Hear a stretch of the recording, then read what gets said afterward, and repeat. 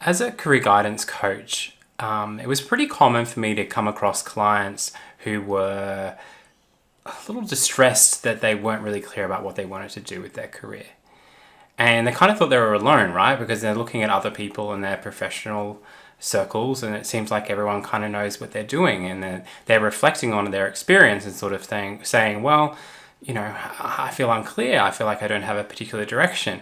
And so that uncertainty around direction was actually causing a lot of anxiety for these type of people.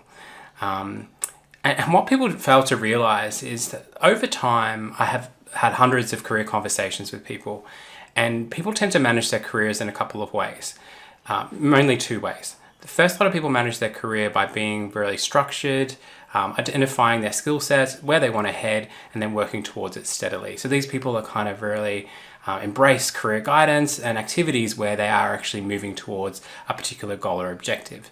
And that's what you kind of hear about, right? People who've got their stuff together and are actively seeking out opportunities. Getting emotional, no. And on the other side is people that are very much they just go with the flow. So they keep going on in their career until an opportunity presents itself, and then they just kind of go with it. They never really plan their career, it just kind of happens. And over time, it tends to be about the clients that I saw, it was about 50-50 about how people kind of manage their career. So I initially had a bias towards the planning and structured approach because I was offering career guidance, and it kind of made sense that that's what I'd buy into. But over time, I'm leaning much more heavily to the non-planning side of things, where the emphasis is less on planning and more around building flexibility and agility so that you can embrace any opportunities that come along. And probably like the best approach is a bit of both worlds, where you may do a bit of self-discovery in terms of where you want to head, but have that flexibility to completely pivot if you need to, if an opportunity presents itself. So how do we be more agile? I think being agile about or openness to opportunities is really about looking at what can I gain from this opportunity?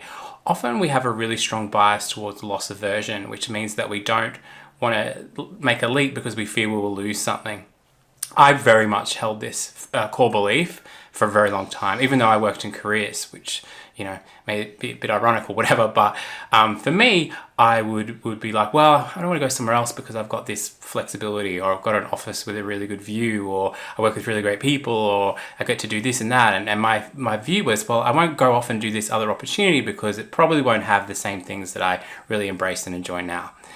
And then, what happened is there was a restructure or there was a move, and then suddenly the desk view is gone. Then the work changes, and suddenly not doing the same type of work. And then suddenly all these things happen. And over time, it was almost like I became disconnected to the things that I really enjoyed, which could have gone two ways. I could have got really upset and thought about, well, it isn't fair and all these sorts of things. And I probably did that for a little bit. But then after a while, I sort of said, this is really freeing because there's nothing connecting me here anymore. I'm fully open to embrace change and opportunities that present itself. And that detangling is almost like a work divorce a little bit. And a part of that separation was separating my identity from the role, right? So I always thought, well, I'm Chris, I'm the careers person. And over time, I just sort of said, no, this is a role that I do. It's not who I am. And that also freed me up to take other opportunities because wasn't as entangled in the type of work that I was doing. And since I've taken other opportunities, I feel so much freer because I know I can take an opportunity and pivot and shift. And I know that I feel comfortable that if something's not working, that I embrace other things. And that's very much my personality. But I got sort of sucked into that comfort zone that's so delicious and so nice. And it served me well for a period of time until it didn't. So I'd really encourage you in your career, if you don't know where you want to head, it's okay. If you're struggling to make a career decision between A and B, there's probably a C or D or an E or an F that is coming around the corner anyway. Trust your gut, use your logic, but ultimately you'll make it work because everyone kind of does.